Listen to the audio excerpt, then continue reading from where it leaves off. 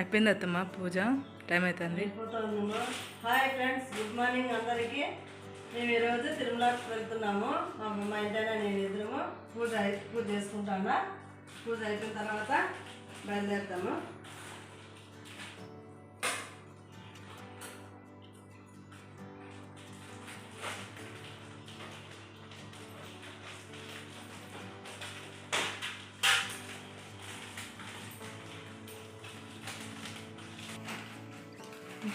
పోతున్నాను అని చెప్పినాను కదా, దానికి బట్టలు పెట్టుకుంటాను బ్యాగ్లో.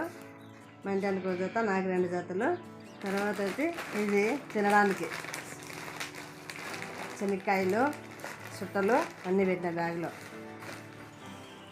మాకిద్దరికి భోజనం కావాలి కదా మధ్యాహ్నము. ఇంటి దగ్గర నింటే అన్నం చేసి చింతాకు పప్పు చేసిన తీసుకొని పోతున్నాము. మధ్యాహ్నము ఇద్దరమే కాబట్టి తినడానికి కావాలి కదా, మళ్ళీ హోటల్లో అక్కడంతా బాగుండదు. అంటే ఇంటి దగ్గర నుంచి తీసిపోతాను. ఇవి వేసుకున్నాను తినేదానికి. ఇది ఒక బిస్కెట్.